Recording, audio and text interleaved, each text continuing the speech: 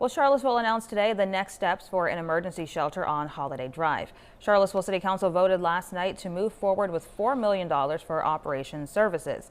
The city plans on working with Central Arizona Shelter Services.